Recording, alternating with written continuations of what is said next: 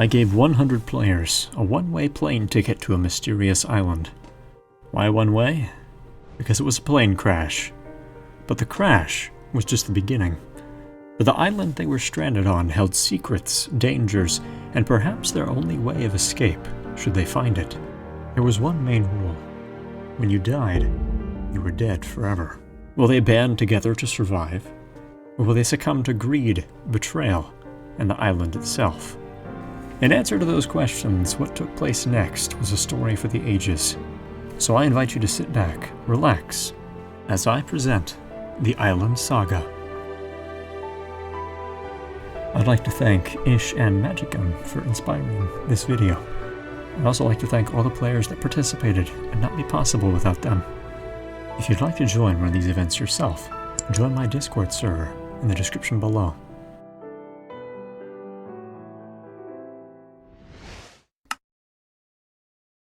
On day 1, survivors emerged from the wreckage, disoriented, shaken. They knew they had crashed, but where? How many had survived? Half of the plane was completely missing, lost to the jungle or the sea, and there was no sign of rescue. With no clear plan or direction, instincts took over. Some scrambled to loot the scattered luggage, while others raided the cockpit and the engines, salvaging anything that might help them survive and get a head start. Many chose to stay near the crash site, working together to set up a makeshift camp. Others, driven by curiosity or desperation, ventured out to explore the island.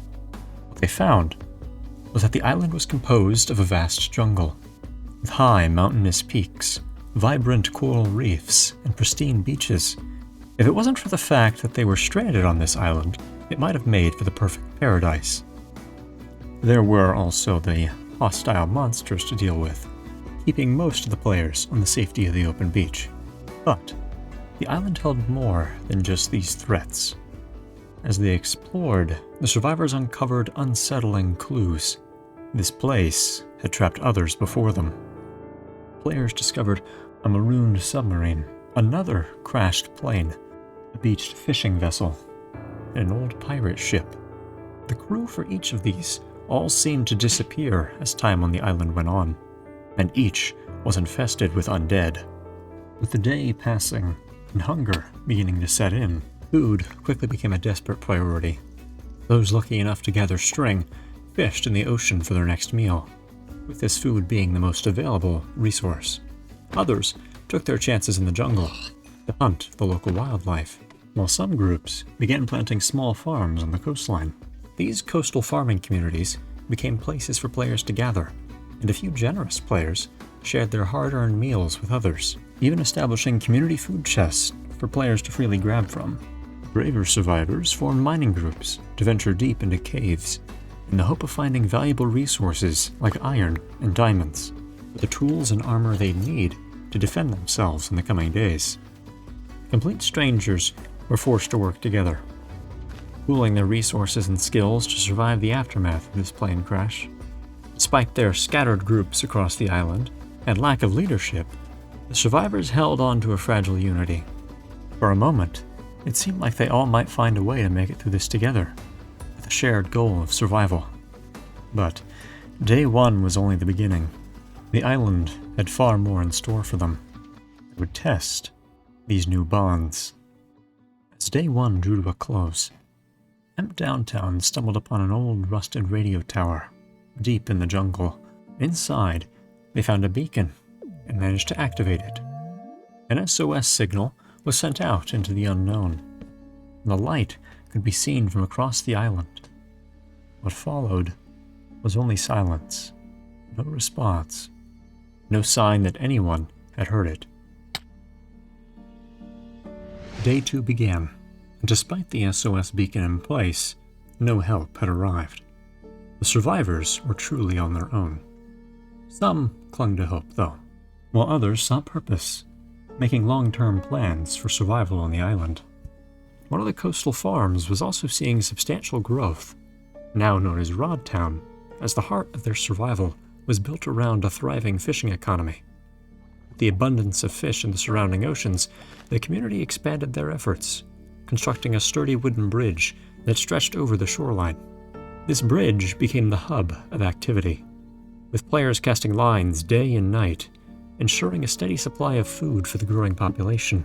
The consistent supply of food allowed the settlement to focus on expanding its infrastructure, mining, and even establishing a religion, where players seemed to worship a cube of glass. As Rodtown grew, the need for leadership became clear. An election was held to decide who would guide the settlement forward, and the candidates represented a mix of contributions and characters. Decisive TV entered the race as a symbol of productivity, having brought cows and sheep to the settlement, an invaluable resource for food and farming. I might not have diamond armor, but I have diamonds. Eternal, who had taken on a protective role, was recognized for clearing dangerous areas and organizing guards to keep Rodtown safe. Our goal is just to work with you guys and allow you guys to work to your best possible potential so that this town can develop into the best one in the nation. Defenders for Life, a co-founder of the settlement alongside Key Eternal, campaigned on their shared vision for the town's future. We want to outlive everyone. We don't care about killing them. We care about all of you living. And then there was Not Comic, who made the farm and brought water. That's it. That's it.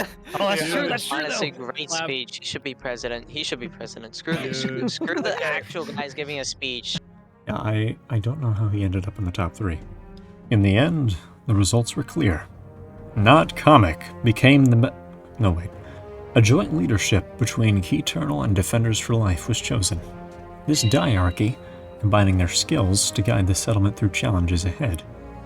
Key Eternal and Defenders for Life also shared a few diamonds, which may have swayed opinions in their favor.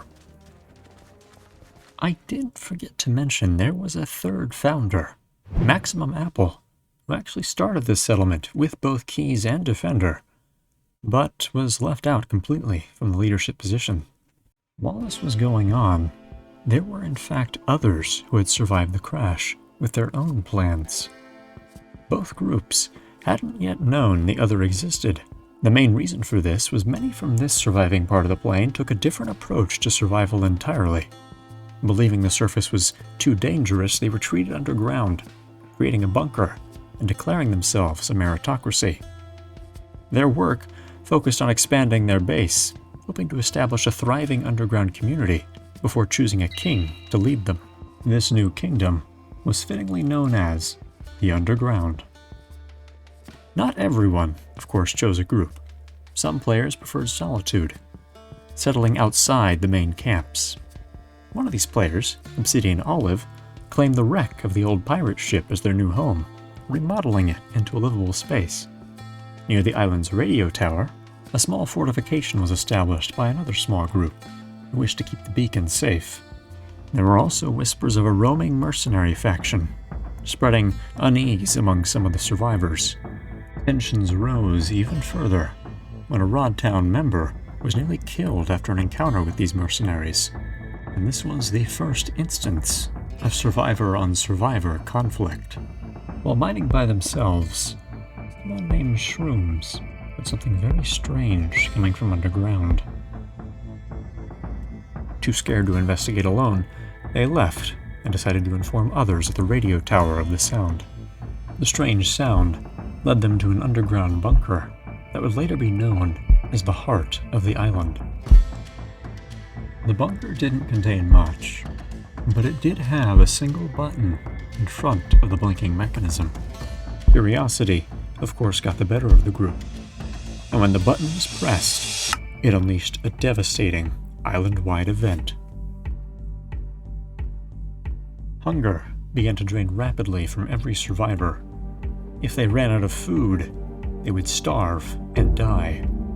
Weakness was also applied, making tasks like fending off hostile mobs much more difficult. The entire island was plunged into chaos as players scrambled for how to respond.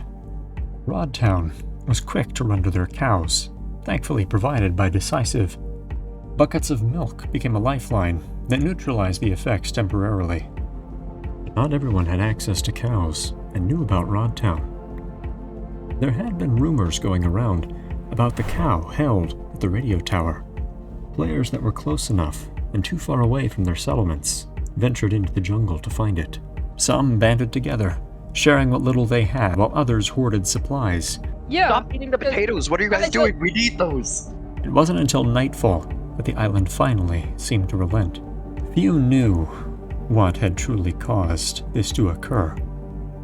But those that did knew that the heart of the island had awakened. This group called themselves the Five Horsemen, plus Aya, and claimed control over the bunker, silencing the SOS signal, taking it underground and hiding the beacon there.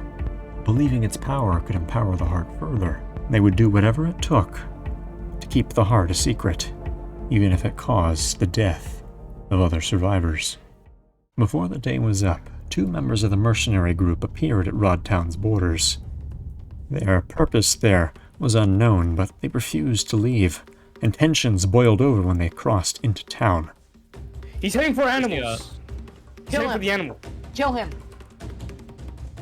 Despite being vastly outnumbered, the mercenaries escaped by sea, leaving Rodtown on edge, and there was a growing fear of what lay ahead on this mysterious island. Between the days, a meteor had crashed into the island. Its arrival brought rare and valuable resources like netherrack, blaze rods, and ancient debris. Ancient debris could be used to get netherite, which was capable of forging the strongest tools and armor. There was a rush among survivors to claim this. But this map event wasn't the only new arrival. A massive cargo ship, driven off course by a violent storm, had wrecked on the island's shore overnight. It brought offshore supplies, new survivors, and even more possibilities. Most fled to other groups or perished. In the underground settlement, the dwarven community decided it was time to choose their first king. An election amongst the High Council leaders was held. All rise if you vote for him.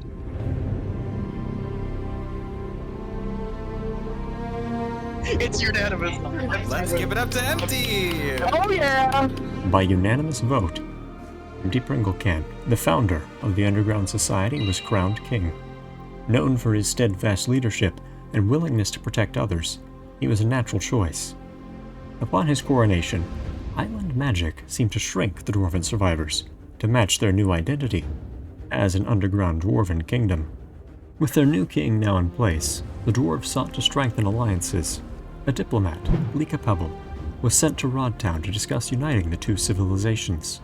Rodtown laid out 3 conditions: free trade, mutual defense in case of attack, and most importantly, bringing Fentquack and his mercenaries to justice.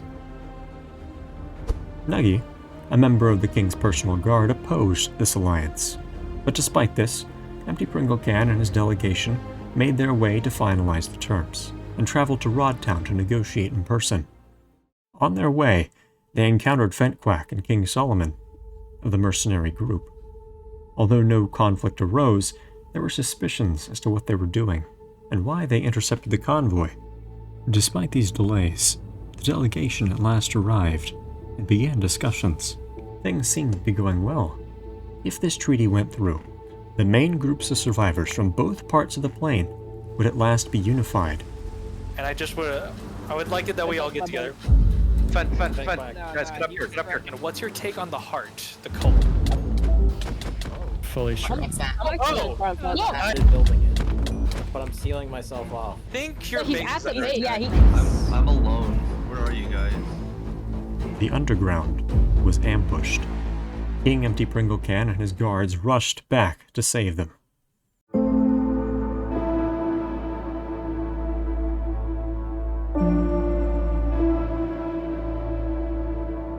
By the time they arrived, they were too late.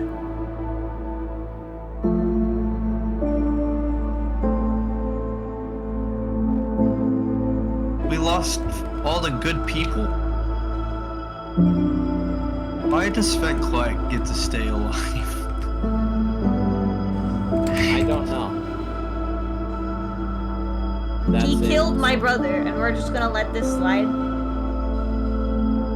The Deathmongers had to be found. They could no longer be negotiated with.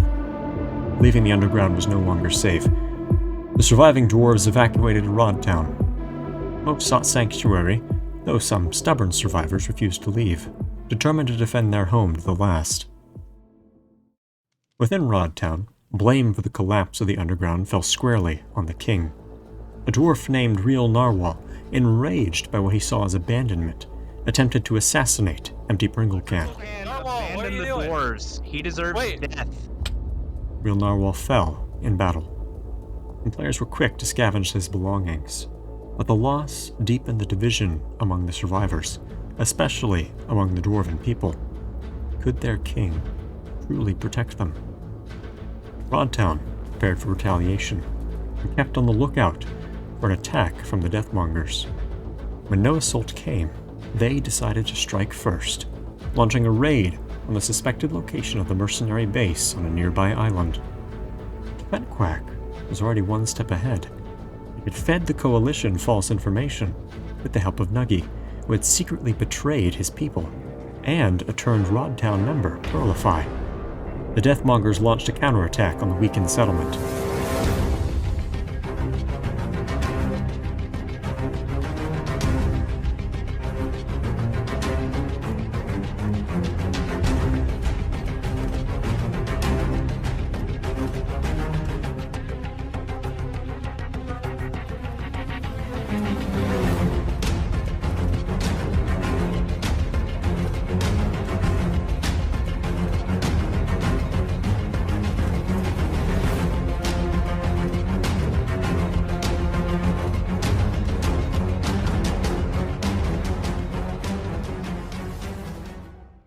In the aftermath, Rodtown's head builder, Kitty, was killed, a devastating loss for the community. However, the trader Pearlify was also taken out in the skirmish, a small but bittersweet victory. The loss of his people and the growing mercenary threat proved too much for King Empty Pringle Can. Seeking to end the cycle of death, he challenged Quack to a duel, hoping to settle the conflict once and for all.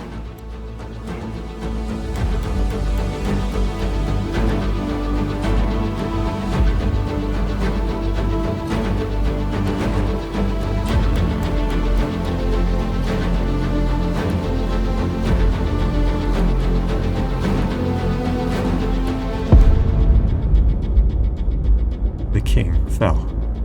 His death marked the end of dwarven civilization. The Deathmongers believed only the strong would be worthy of leaving this place. Rodtown mourned its losses, while the underground's once thriving society was now reduced to a crypt. With the recent betrayals, trust among the survivors was at an all-time low. As the conflict unfolded across the island, deep within the dense jungle, something began to change. The heart of the island, recently imbued with the beacon placed there by the Five Horsemen plus Alia, started to evolve, transforming into something new. A pulsing, living core. The heart, now feeding off the beacon's energy, appeared to be converting it into something. Was this power a gift? Or could it lead to something far, far worse? After the battles of Day 3, the survivors turned their focus to defenses. Rodtown began expanding its walls and started work on a secret project codenamed Plan V, rumored to be a game-changing strategy for the town's future. Meanwhile, a few remaining dwarves constructed a complex maze to ensure they could flee should the Deathmongers, now the island's most feared group, return. But the Deathmongers weren't the only danger lurking on Day 4. The pirate ship was overrun by undead pirates. Obsidian Olive valiantly tried to reclaim the ship, but was lost. At the same time, a new threat appeared in the forests. Dark Guardians, wither skeletons clad in full netherite armor. Quack, ever hungry for power and drawn to the possibility of looting their netherite gear, attempted to take them on. His hubris was his downfall. The Deathmonger leader met his end in the fight, and his death marked a turning point for the island. For the first time in days, there was a sense of calm. Meanwhile, The remnants of the cargo ship survivors banded together, calling themselves the Light Alliance. Determined to signal for help, they began plans to construct a great lighthouse, a beacon of hope for all. The dwarves, after finishing their escape maze and feeling safer with Fent gone, decided to move to Rodtown to aid their allies. While there, they responded to a distress call. Hey, Pebble, Yeah, are you bored? yeah. You wanna go This was- rescue Kitsune? Yeah, I was just thinking that. And so, they set out on a rescue mission. That was a Wasn't he in creeper, dude. wasn't he in... It didn't go as planned. Kitsune was assumed dead. In Rodtown, the religion now involved animal sacrifices and rain dances in hopes of gaining the island's favor. Strangely, there were also whispers of a ghost. People had reported sightings of Kitsune, despite being dead, as he surely was. While Rodtown prepared, the Deathmongers were far from defeated. They moved into the abandoned underground and began plans to turn it into a formidable fortress. Back in the center of the island, a critical battle was taking place at the corrupted heart of the island. The 5 horsemen faced waves of mobs. Most had already fallen or left. Every slain enemy seemed to fuel the skulk, spreading the corruption. Realizing that this could in fact lead to a worse outcome, they worked tirelessly to remove all the skulk, and the heart was restored. Whatever dark power was affecting it seemed to have been stopped. Ventquack was gone. The Deathmongers had regrouped, and the island's dangers continued to evolve. Still, the survivors held on to hope, and with new projects like the lighthouse, symbolizing their determination to find a way home. The 5th day had come, and the survivors that were left braced for a fight. Things were tense in Rodtown, as they were uncertain on what remained of the Deathmongers after Ventquack's disappearance. Farmers, builders, refugees from all over gathered within Rodtown's growing walls, seeking protection from this group. Among the newcomers was the Light Alliance, abandoning their lighthouse project for safety under Sporg's leadership. Despite this effort to save as many as they could, refugees fell victim to untimely deaths, including its karma, struck down by a skeleton's arrow just as they reached the gates. Even in this sanctuary, survival wasn't certain. The ghost of Kitsune was also slain in cold blood by the remaining Deathmongers. This time, there was no coming back. Meanwhile, off in the ocean, efforts continued on this Plan V. Intended to be used as a last resort should Rodtown need to be abandoned. The Eternal, one of Rodtown's key leaders, spearheaded the operation, moving resources between the town and the hidden site.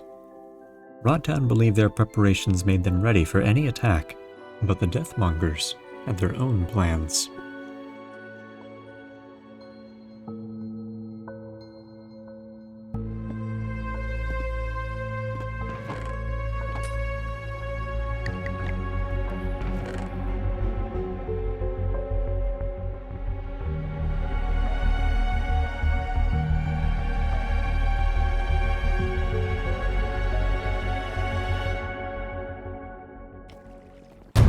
They're in the base. How many? Base. Two.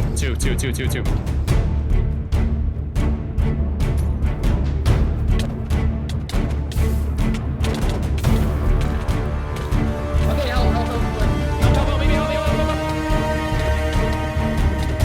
Rather than assaulting Rodtown directly, the Deathmongers struck at their secret base. Their information coming from an unknown refugee spy. Rodtown's forces scrambled to respond. Go, go, go.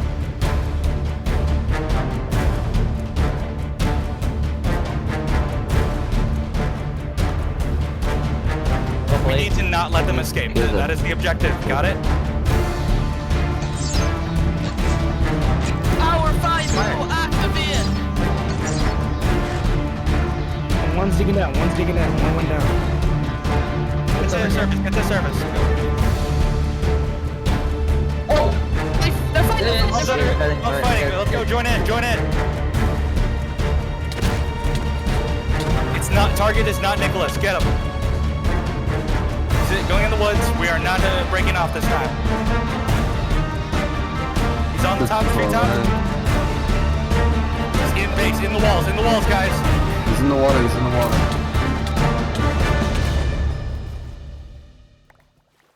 Two of the three attackers were killed, but the damage had been done.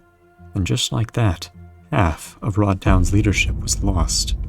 At the center of the island, in an attempt to remove the beacon, the heart of the island had gone silent.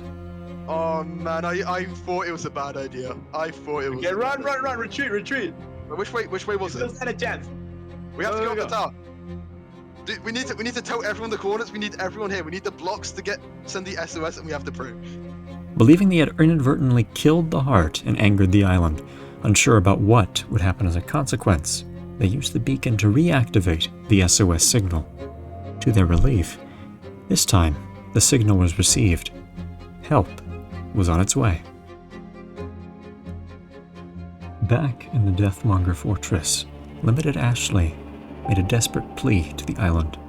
She begged for her life to be returned in exchange for another.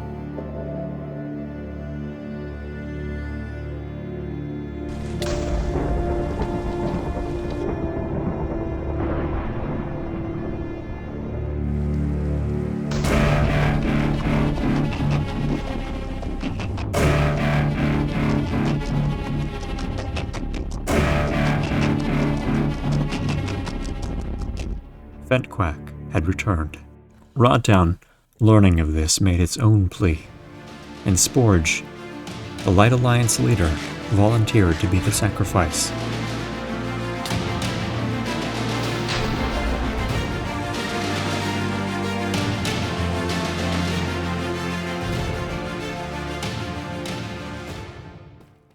As the day came to an end and a contest of champions approached, the SOS beacon was stolen.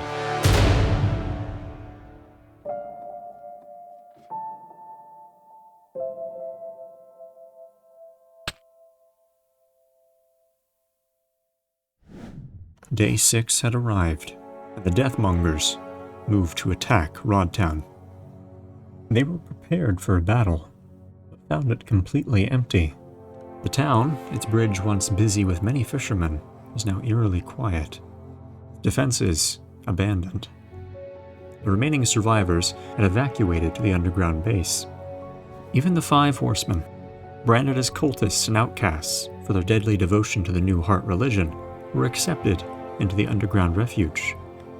Though their hands were stained with blood, Rodtown's leadership saw strength in numbers and welcomed them. This underground base was more than just a hiding place. It was a self-sustaining haven, complete with farms, storage systems, trees, a villager hall, a lava pool for fuel, and it wouldn't be Rodtown without a place to fish. A new heart was also constructed by the cultists. While the survivors prepared below, the Deathmongers did their own preparations.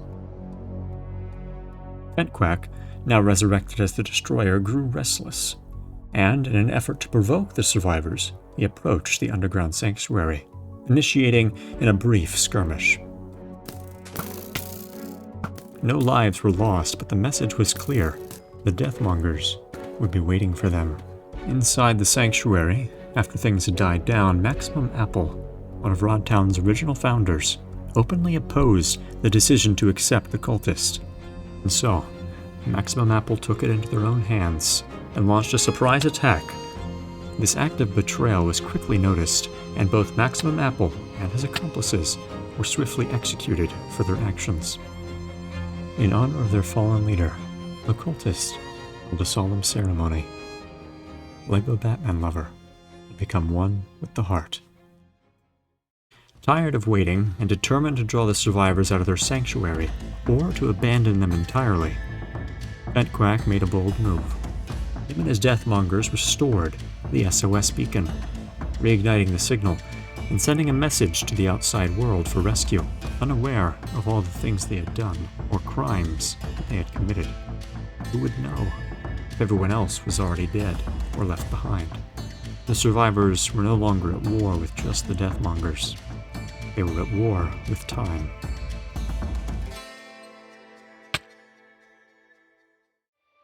This was it, the final day, and a single goal for everyone left: escape. A helicopter was on its way to rescue the survivors. All they had to do was wait until the storm cleared and make it to the pickup point. But before escape, there was unfinished business. The survivors of Rodtown, united and determined, resolved to retake their home. Deathmongers, who had terrorized the island and claimed countless lives, had held Rodtown for long enough. Both sides understood one thing: neither could leave the island while the other one still stood. We will retake Rodtown. This will be our final battle. We will fight them wherever they go.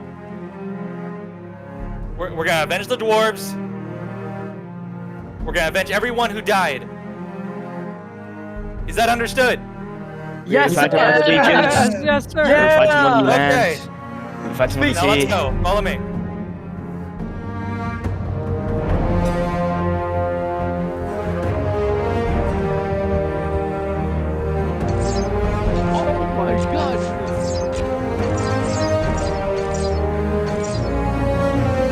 Take cover, take cover. That's in web. That's in web. Get on, Fit.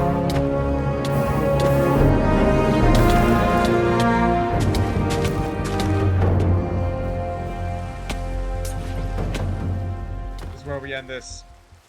Both sides suffered heavy losses, but separated from his allies, Fentquack was left to face the wrath of the revenge-driven survivors alone.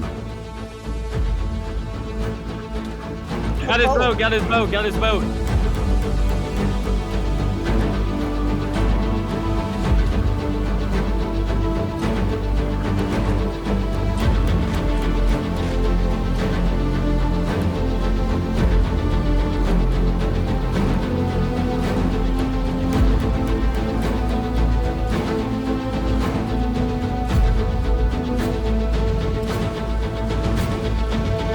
Nice, nice.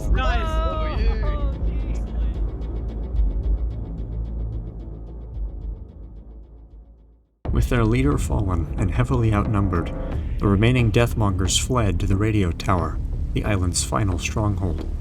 The survivors pursued, but the Deathmongers had fortified the tower, and it was surrounded with corrupted undead guardians who seemed to fight for them. This would be their final stand: the Deathmongers and their corrupted forces versus the survivors. There was no turning back, and it would be a fight to the bitter end.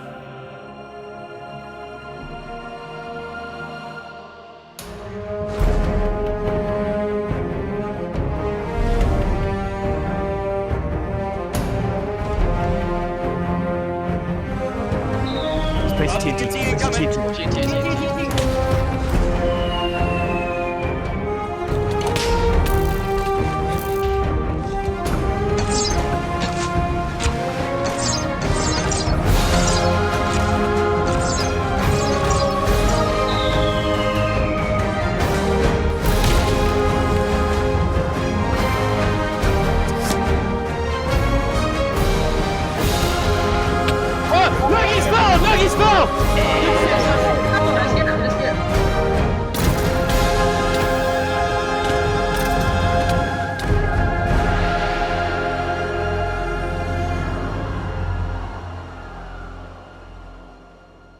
The corrupted undead were cut down, and the Deathmongers were defeated. The SOS beacon was theirs, and with it, a chance of escape at last. They had reclaimed their freedom, but it had come at a cost few would forget. When the helicopter arrived, the remaining survivors boarded one by one, leaving behind the nightmare they had just endured. But a lone Deathmonger, armed with TNT, made one last desperate attempt to sabotage the escape. Before he could act, he was knocked off and left behind. Alone and defeated, Vortex Slayer could only watch as the helicopter disappeared into the horizon. Not everyone chose to leave. Some stayed behind, finding new purpose. Rambo, the last of the 5 horsemen, became the guardian of the heart, believing his fallen friend lived on in the island's magic. Not comic, remained to rebuild Rodtown, hoping to create a refuge for those who may also find themselves stranded one day. In Vortex Slayer, the last Deathmonger, there was something special the island had in store for him. Just 10 survivors escaped the island. They left behind the world of danger, mystery, friendships, and betrayal. It was a place that would forever remain a part of their stories. As for where the helicopter was taking them, that's a chapter for another day.